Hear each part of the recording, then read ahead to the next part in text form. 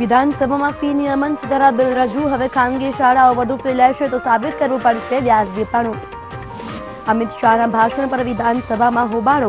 કોંગ્રેસે કહ્યું અસંસદીય ભાષણ બદલ માફી માંગે શાહ. અમિત શાહ શંકરસિંહ વાઘેલા વચ્ચે શુભેચ્છા મુલાકાતથી રાજકીય અટકળો તેજ. શંકરસિંહે કહ્યું કોઈ અનુમાન લગાવવાની નથી જરૂર. રાજકોટમાં 10 લાખની લૂંટમાં ખુલ્યો ભેદ. 4 આરોપી ઝડપાયા. દેવું વધી જતા અને ભાભી સાથે બદલો લેવા ડિમ્પલે જ ઘડ્યો હતો લૂંટનો પ્લાન. જૂનાગઢના મજેવડી દરવાજા નજીક આવેલા એસબીઆઈના એટીએમમાંથી નીકળી નકલી નોટ. બેંકના અધિકારીઓ થયા દોડતા. ગુજરાતમાં વધતો ગરમીનો પારો. અમદાવાદ સહિત મોટાભાગના શહેરોમાં તાપમાન 40 ડિગ્રીને પાર.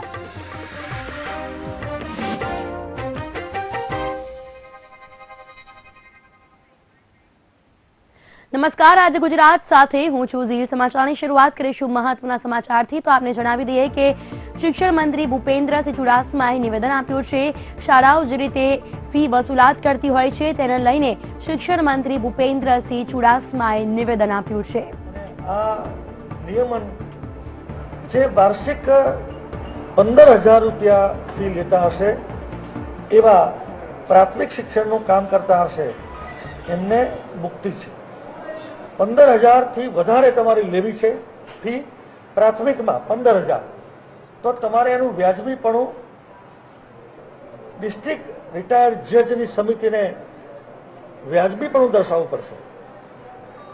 માધ્યમિકમાં 25,000 રૂપિયા અને ઉચ્ચ માધ્યમિકમાં 27,000. તમારે આ જ લેવલમાં તમે લો છો તો તમારે માત્ર એક એફિડેવિટ કરીને આ કમિટીને આપવાનું છે કે પ્રાથમિકમાં અમે 15,000 રૂપિયા લઈએ છીએ, અમે 25 માધ્યમિકમાં લઈએ છીએ અને 27 ઉચ્ચ માધ્યમિકમાં લઈએ છીએ. હવે જો તમે એફિડેવિટ કર્યા પછી કોઈની ફરિયાદ મળશે કે કહ્યું છે 15,000 અને લેશે 17,000, તો અમે કાયદેસરની કાર્યવાહી કરીશું. 5 લાખ, 10 લાખ, પહેલી ભૂલે 5 લાખ, બીજી ભૂલે 10 લાખ અને ત્રીજી ભૂલે માન્યતા રદ થાય ત્યાં સુધીના પગલા અમે ભરીશું. આ વર્ષે જેને ફી 17-18ના સત્રની ફી વર્ષની ફી જેને ભરી દીધી હશે તો એમને આગામી સત્રથી મજરે આપવા માટેની જોગવાઈ પણ આ બિલમાં છે. 4 ઝોનમાં આ વ્યવસ્થા કરવામાં આવી છે. ડિસ્ટ્રિક્ટ રિટાયર્ડ જજ, એક વેલ્યુઅર, એક શિક્ષણવિદ, એક શાળા સંચાલકના પ્રતિનિધિ. આ 4 ઝોનમાંથી નારાજગી થાય, અપીલ કરવાની થાય તો સ્ટેટ લેવલની હાઈકોર્ટના નિવૃત્ત જજ અને બાકીના મેં કહ્યા તે શિક્ષણવિદ અને અમારા એક સચિવ અને એમાંથી નારાજ થાય તો હાઈકોર્ટ. આ પ્રકારે ગુજરાતમાં છેલ્લા કેટલાય વખતથી ખૂબ ચર્ચામાં આવેલું આ બિલ અમે આજે વિધાનસભામાં સર્વાનુમતે પસાર કર્યું છે, જેના કારણે મધ્યમ વર્ગના લોકો જે પોસાય નહીં પણ બાળકને ભણાવવા માટે શક્તિ બહારની ફી ભરતા હતા એને ખૂબ મોટી રાહત થવાની છે. અને જે અનકન્ટ્રોલ સમાજના કોઈ પણ વહીવટમાં કોઈ વ્યક્તિ કે સંસ્થા અનકન્ટ્રોલ હોઈ શકે જ નહીં. એના પર કોઈને કોઈ સીધો કે આડકતરો કંટ્રોલ હોવો જ જોઈએ. આ સમાજની માંગનું આજે મેં વિધાનસભામાં પ્રતિબિંબ પાડ્યું છે. ખાસ કરીને આ જે વિધેયક છે તો એની અંદર એક તો આ પ્રકારની શાળાઓ આ નિયમ ભંગ કરશે તો કેવા પ્રકારની સજા કરવામાં આવશે, કેવા પ્રકારે વાલીઓ આ જે કમિટી છે એનો સંપર્ક કરશે અને જે ફી નિર્ધારણ આપણે કરેલી છે 15,000, 25,000 કે 27,000 એ સિવાયની ફી શાળાઓ વસૂલી શકશે કે નહીં?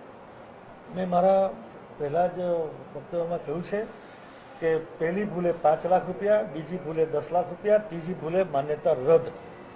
અને 4 ઝોનમાં અમદાવાદ, વડોદરા, સુરત, રાજકોટ 4 ઝોનમાં 4 અમે કમિટી બનાવવાના છીએ. ત્યાં લેખિત મૌખિક રજૂઆત કરવાથી પોતાની ફરિયાદ થઈ શકશે.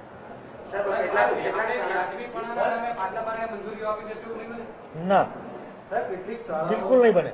અને માની લો કે વ્યાજબીપણું સાબિત, અને એટલા માટે હું આ કહું છું કે રાજ્ય સરકારની ઉચ્ચ શિક્ષણ માટેની વ્યવસ્થા કોલેજોના ફી બહુ સ્મૂધલી છેલ્લા 2011થી અમે શરૂ કરી છે, તો આજ સુધી બહુ સ્મૂધલી ચાલે છે, કોઈ પણ ફરિયાદ વગર નહીં. એમાં પોતાનું વ્યાજબીપણું, ઇન્ફ્રાસ્ટ્રક્ચર, બીજી સગવડતા, શિક્ષકોનો પગાર, રિઝલ્ટ, આ બધું વ્યાજબીપણામાં આવે છે. એ જો સાબિત કરે તો એ કમિટી વિવેકપૂર્ણ રીતે નિર્ણય કરે.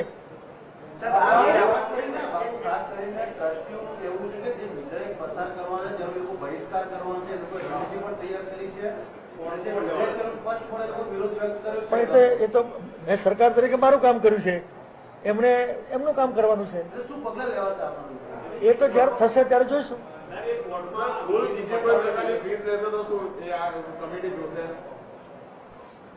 મેં કહ્યું એ પ્રમાણે અંદર પ્રેસ નોટમાં પણ છે કે આપ આટલી ફી સિવાય જો વધારે લેશે ને તો એ સજાને પાત્ર થશે. ગવર્નર સાહેબની સહી થાય, નોટિફિકેશન થાય, અરે બિલકુલ નજીકમાં જ થશે. અને સમાજમાં એટલી એન્ઝાયટી છે ને, એટલે અમે ઝડપ કરીને કરીશું. ખાસ કરીને ઘણા સંચાલકો આ બિલ આવવાનું હતું એ પહેલાથી જ નવા સત્રની ફી વસૂલવાનું ચાલુ કરી દીધેલું હતું, તો એવા પ્રકારના સંચાલકો ઉપર કોઈ પગલાં લેવામાં આવશે? મેં કહ્યું કે 17-18માં કોઈએ ફી લીધી હશે તો એને નજરે આપીશું, સરભર કરી આપીશું.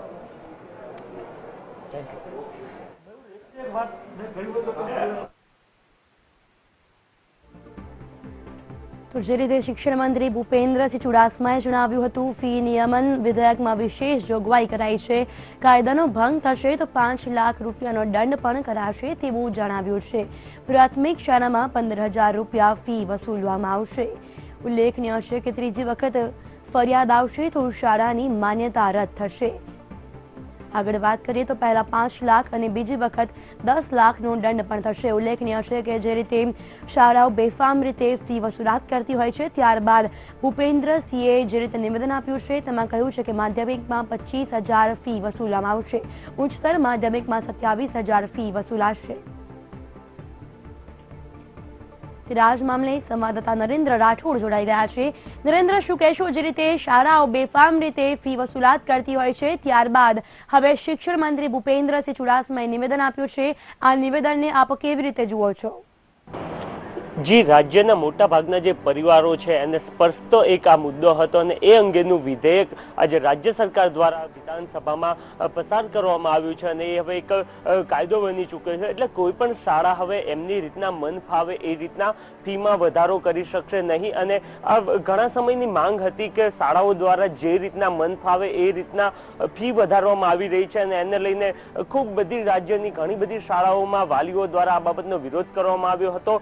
ખુદ વિધાનસભામાં બીજેપીના જે ધારાસભ્ય છે વડોદરાના, એમના દ્વારા પણ આ બાબતનો એક મુદ્દો ઉઠાવવામાં આવ્યો હતો અને ત્યારબાદ રાજ્ય સરકાર દ્વારા પણ આ બાબતને ધ્યાનમાં લેવામાં આવી હતી. ત્યારબાદ આ વિધેયક પસાર કરવામાં આવ્યું છે. છેલ્લા ઘણા સમયની આ માંગ હતી ને ફાઇનલી આ વિધેયક પસાર થઈ ચૂક્યું છે, જે અંતર્ગત જો કોઈ શાળા ફી વધારશે, જે નિયત ફી નક્કી કરવામાં આવી છે, જે 15 લાખ, 25 લાખ, 15,000, 25,000 તેમજ જે 27,000ની વાર્ષિક ફી નક્કી કરવામાં આવી છે, એનાથી વધારે જો કોઈ શાળા ફી વસૂલ કરશે તો તેને 5 લાખથી સ્કૂલની માન્યતા રદ કરવા સુધીના આકરા પગલા ભરવાની પણ અહીંયા બાબત દર્શાવવામાં આવી છે. અને એક ખૂબ જ પ્રશંસનીય બાબત કહી શકાય કે રાજ્ય સરકાર આવું એક કડક પગલા ભરવા માંગે છે. જે શાળાઓ આ તમામ બાબતનો ઉલ્લંઘન કરશે તો આ સિવાય જે શાળાઓ દ્વારા ઓલરેડી ફી વસૂલ કરી લેવામાં આવી છે એ શાળાઓની સામે પણ કાર્યવાહી થઈ શકે, અથવા તો એ શાળાઓએ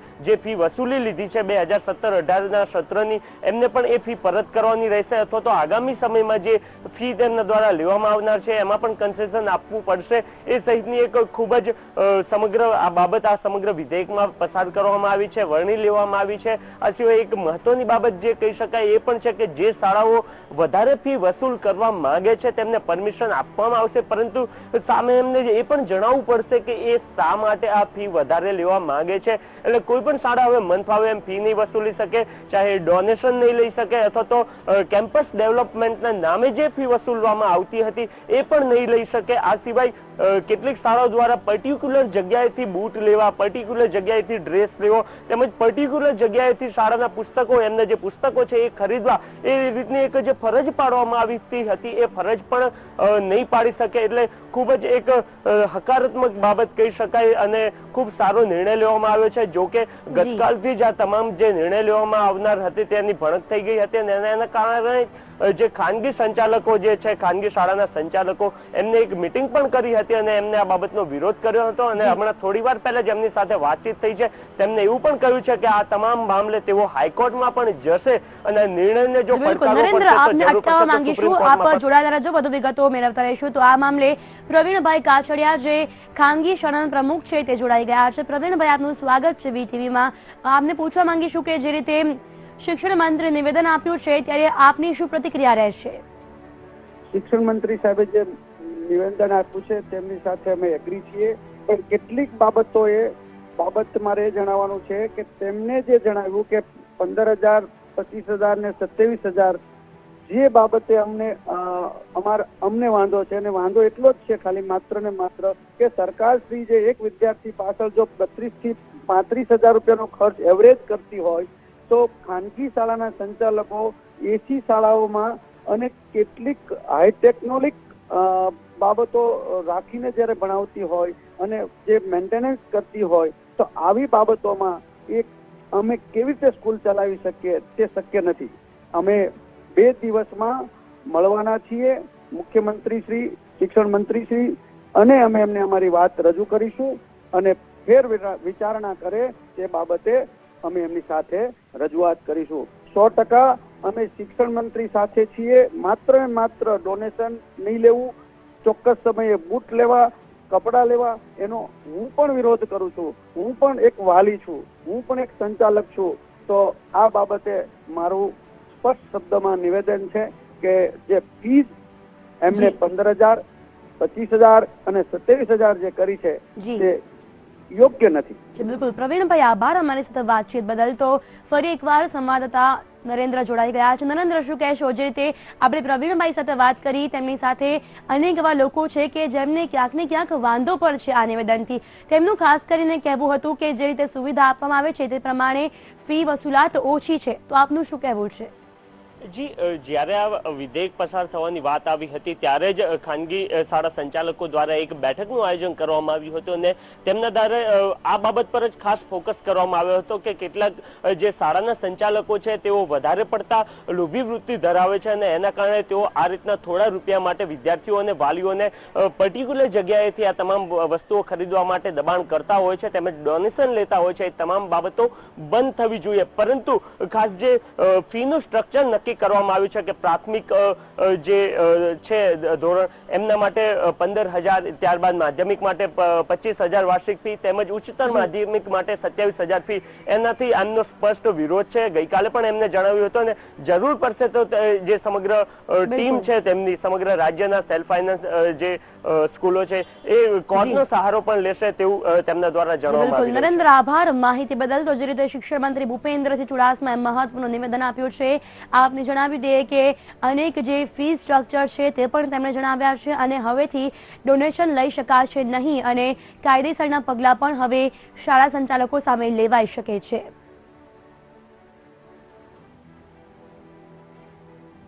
અને હવે વાત કરીશું કે આ મુલાકાત કોને ફળશે.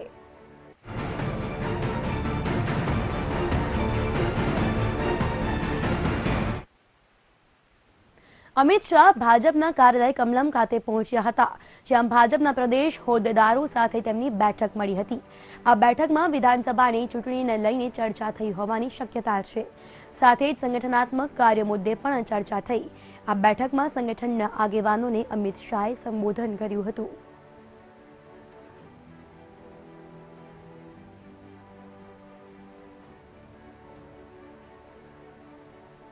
ભાજપના રાષ્ટ્રીય અધ્યક્ષ અમિત શાહ વિધાનસભા ખાતે પહોંચતા જ તેમનું ભવ્ય સ્વાગત કરાયું. ભાજપના ધારાસભ્યો અને નેતાઓએ માનવ સાંકળ રચીને અમિત શાહનું ભવ્ય સ્વાગત કર્યું. આ પ્રસંગે મુખ્યમંત્રી રૂપાણી, ઉપમુખ્યમંત્રી નીતિન પટેલ અને તેમના પરિવારજનો પણ ઉપસ્થિત રહ્યા. તો બીજી તરફ ગુજરાતના પૂર્વ મુખ્યમંત્રી હાજર રહ્યા હતા અને સાથે નરેન્દ્ર મોદીના શાસનમાં થયેલા ભ્રષ્ટાચારના આક્ષેપોની તપાસ કરનારા MB શાહ કમિશનનો રિપોર્ટ વિધાનસભામાં રજૂ કરવા મુદ્દે ફરીથી હંગામો થયો. કોંગ્રેસે ગૃહમાં રિપોર્ટ રજૂ કરવાની ઉગ્ર માંગ સાથે હંગામો મચાવી દેતા કોંગ્રેસના સભ્યોને પ્રથમ બેઠક સુધી બરતરફ કરવામાં આવ્યા હતા.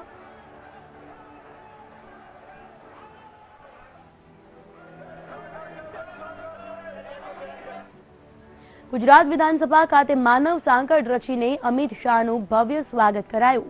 જે બાદ ભાજપના અધ્યક્ષ અમિત શાહે વિપક્ષના નેતા શંકરસિંહ વાઘેલા સાથે તેમની ચેમ્બરમાં મુલાકાત કરી, જેને લઈને રાજકીય અટકળો હવે તેજ થઈ છે.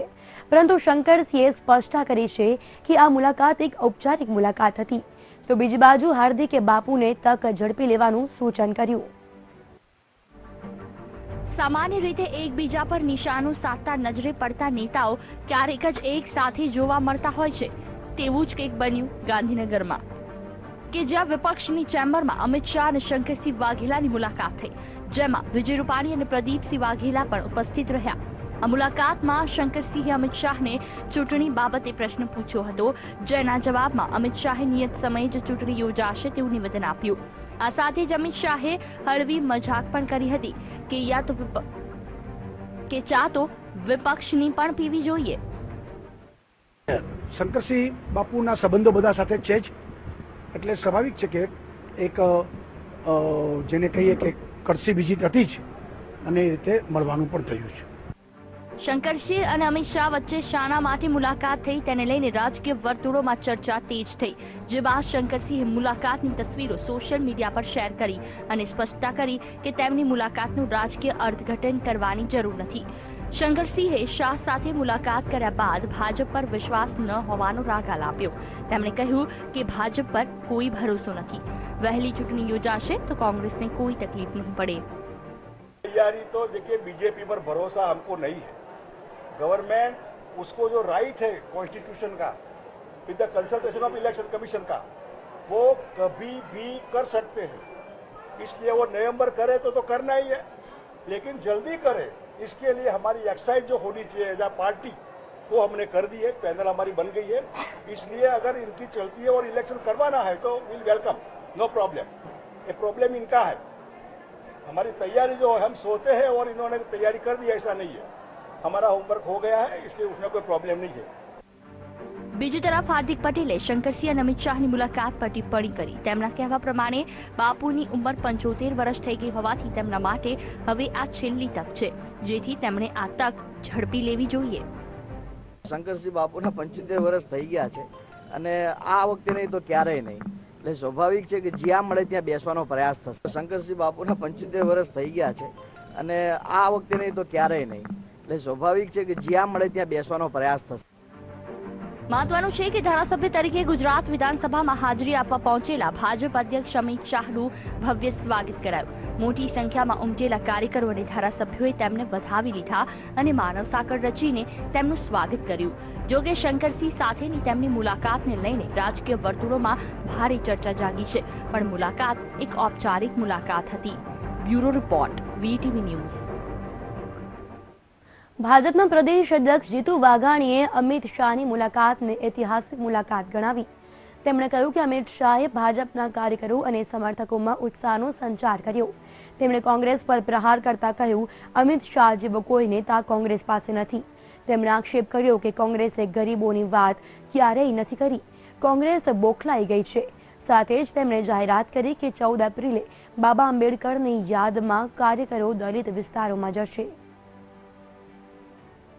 ઉત્સાહ, ઉમંગ અને નવો જોમ જુસ્સો એ ભારતીય જનતા પાર્ટીના કાર્યકર્તાઓને જ નહીં, સમગ્ર ગુજરાતની જનતા જનાર્દનને આદરણીય અમિતભાઈ શાહના અહીંયા આવવાથી, એમના માર્ગદર્શન મળવાથી એક નવો જ ઉર્જા અને ઉત્સાહનો સંચાર એ થયો છે. કોંગ્રેસનું ફ્રસ્ટ્રેશન, કોંગ્રેસ ગોખલાઈ ગઈ છે. આદરણીય અમિતભાઈ શાહના તોલે આવી શકે, નરેન્દ્રભાઈ તો ખૂબ દૂર છે, એવો એક પણ નેતા ગુજરાતની અંદર કોંગ્રેસમાં નથી. એટલે જે પ્રકારના નિવેદનો કર્યા છે, આદરણીય અમિતભાઈ શાહ જે પ્રકારનું નેતૃત્વ કરે છે, મારે કોંગ્રેસને કહેવું છે કે ખેડૂતોના ઉભા પાક લણી જવાનું કામ એ કોના શાસનમાં થતું હતું? કર્ફ્યુ કોના શાસનમાં લાગતો હતો? ભગવાન જગન્નાથજીનો રથ એ કોણ લઈ જતું હતું, કોનું શાસન હતું, કેમ તમે કન્યા કેળવણી, કેમ તમે વાઇબ્રન્ટની, કેમ તમે ખેડૂતોની, કેમ તમે ગરીબોની વાત ક્યારેય ન કરી. અને એટલા માટે એ કોઈ પણ જ્ઞાતિની વાત કરતા હોય, મારે કહેવું છે કે તમામ જ્ઞાતિ એ કોંગ્રેસને સુપેરે જાણે છે.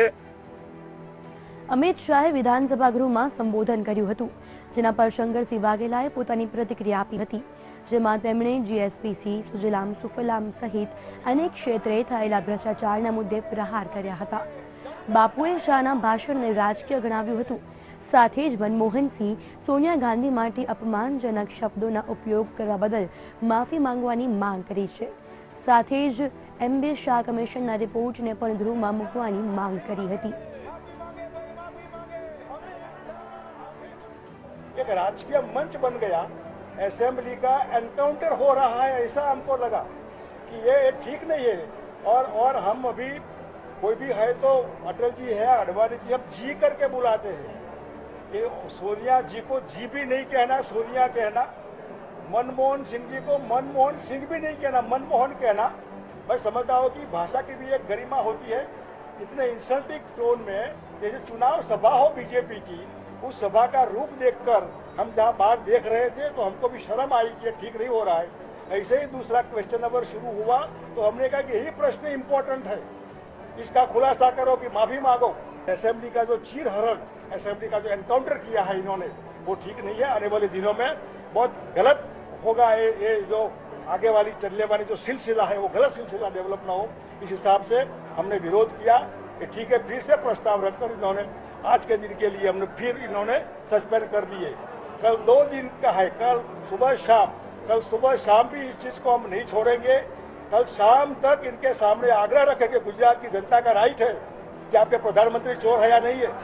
चोर नहीं है तो रखिए यहाँ रिपोर्ट आपका, अगर रिपोर्ट नहीं रखना है तो चोर है. तो यही चीज लेकर कल शाम तक हम लड़ेंगे हाउस के अंदर. हाउस पूरा हो जाएगा, उसके बाद गुजरात के हाउस के बाहर लड़ेंगे यही मुद्दे के लेकर. રાજ્ય સરકારે મહત્વનો નિર્ણય લીધો છે. હોમગાર્ડના જવાનોના વેતનમાં વધારો કરાયો છે. દિવસના વેતનમાં ₹100નો વધારો કરાયો છે. તો બીજી બાજુ આશા વર્કરના પગારમાં પણ વધારો થયો છે. જોકે હવે વેતનમાં વધારો થતા 32 કરોડનો બોજ પડશે. સરકારી તિજોરી પર 32 કરોડનો હવે બોજ પડશે. 1 એપ્રિલથી આ નિર્ણયનો અમલ કરવામાં આવશે. કર્મચારીઓને દૈનિક 200 રૂપિયા જે ભથ્થું આપવામાં આવે છે એમાં 100 રૂપિયાનો વધારો કરી દૈનિક 300 રૂપિયાનું ભથ્થું સરકાર તરફથી આપવામાં આવશે. એવી રીતે આશા વર્કર બહેનો કે જેમને માનદ વેતન મળે છે જુદા જુદા કામ પ્રમાણેનું, એ બહેનોને આરોગ્ય વિભાગ તરફથી હવે વધારાની મદદ રૂપે જે વેતન આપવામાં આવશે એની પણ મેં જાહેરાત કરી છે.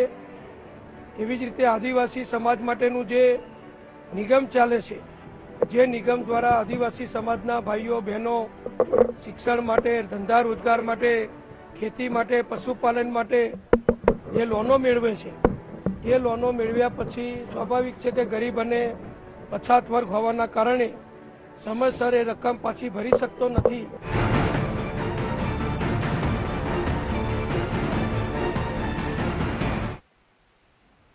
જૂનાગઢના મજેવડી દરવાજા નજીક આવેલા એસબીઆઈના એટીએમમાંથી નકલી નોટો નીકળતા ઉહાપો મચી ગયો હતો.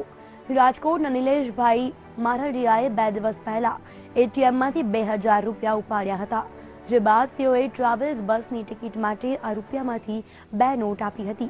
જ્યારે પોતાની પાસે રાખેલી અન્ય 2 500ના દળની નોટ જોતા બંને નોટ ચિલ્ડ્રન બેંક ઓફ ઇન્ડિયાની બનાવટી નોટ હોવાનું જાણવા મળ્યું હતું. જોકે સમગ્ર ઘટના અંગે નિલેશભાઈએ જૂનાગઢ સ્થિત એસબીઆઈમાં લેખિત ફરિયાદ કરી ચિલ્ડ્રન બેંક ઓફ ઇન્ડિયાની લખેલી નોટ બેંકમાં પરત લીધી હતી. આ ફરિયાદ બાદ બેંકના અધિકારીઓ પણ ચોંકી ગયા હતા અને એટીએમમાં નાણાં ભરવાનું કામ કરતી એજન્સીના અધિકારીઓને એટીએમમાંથી તમામ નોટો કાઢી ચકાસણી કરવાનો આદેશ આપ્યો હતો. 2000 મારી પાસે હતા, ટ્રાવેલ્સ વાળાએ મારી પાસે છૂટા માંગ્યા તો હું 2000 આજુબાજુ મળે ને એના માટે હું એટીએમ એસબીઆઈના એટીએમમાં ગયો. ત્યાં મારી પાસે 400-500 નોટ નીકળી. એમાંથી 2 મેં પટેલ ટ્રાવેલ્સ વાળાને આપી. 2 નોટ સવારે જોતા આ ડુપ્લિકેટ જણાતા મેં સવારે જુનાગઢ મારા મિત્રને ફોન કર્યો તો એને એમ વાત કરી કે તમે જુનાગઢ આવી જાઓ 2 નોટ લઈ. આપણે સવારે અહીં કાર્યવાહી કરશું. હવે વાત કરશું રાજકોટની. રાજકોટના લક્ષ્મીવાડી મેઇન રોડ પર ધોળે દિવસે શરીની અણીએ નણંદ ભુજાઈ પાસેથી ₹10 લાખની રોકડ ભરેલા થેલાની લૂંટ થવાની ફરિયાદ ભક્તિનગર પોલીસ સ્ટેશનમાં નોંધાઈ છે. યુવતી બેંકમાં રૂપિયા ઉપાડવા જઈ રહી હતી ત્યારે બે અજાણ્યા શખ્સો છરી બતાવી ₹10 લાખની રોકડ ભરેલો થેલો લઈને ફરાર થઈ ગયા. ત્યારે કોણ છે આ લૂંટારુઓ અને કોણે કરી આ લૂંટ, જોઈશું એક અહેવાલમાં.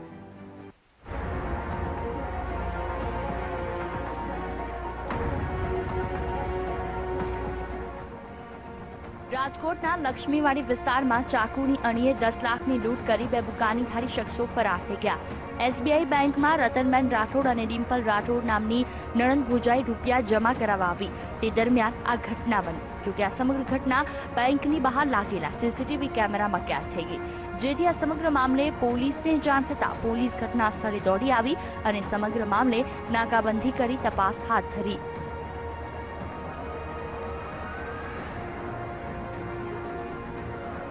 તો નણંદ ડિમ્પલ રાઠોડે જ ભાભીને લૂંટવાનું કાવતરું ઘડ્યું હતું.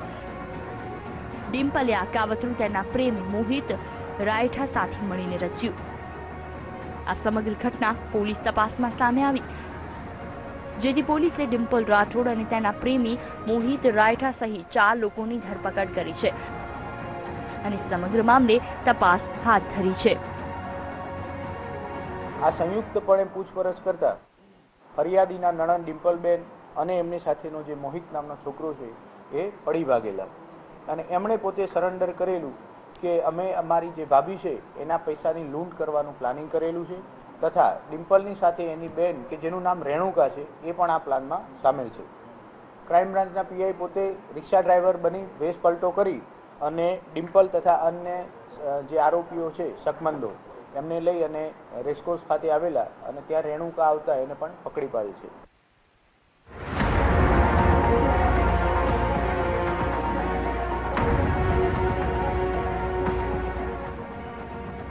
લૂંટનું કાવતરું ઘડનાર માસ્ટર માઇન્ડ ડિમ્પલ MBA નો અભ્યાસ કરે છે, જ્યારે તેનો પ્રેમી સૌરાષ્ટ્ર યુનિવર્સિટીમાં BCom કરે છે. તો ડિમ્પલની બહેન રેણુ ડાન્સર તરીકે કામ કરે છે. મહત્વનું છે કે ડિમ્પલ પર દેવું વધી જતા તેણે લૂંટનું કાવતરું રચ્યું હતું, પરંતુ તે આ દેવું દૂર કરે તે પહેલા જ પોલીસ સકંજામાં આવી ગઈ. હાલ તો પોલીસે કુલ 4 આરોપીની ધરપકડ કરી આગળની કાર્યવાહી હાથ ધરી છે. તો નણંદે ભાભીની લૂંટ કરી હોવાની વાત સામે આવતા રાજકોટ શહેરમાં આ મુદ્દો ચર્ચાનો વિષય બન્યો. કેમેરામેન ઘનશ્યામ કાચા સાથે કેવલ દવે, VTV ન્યૂઝ, રાજકોટ.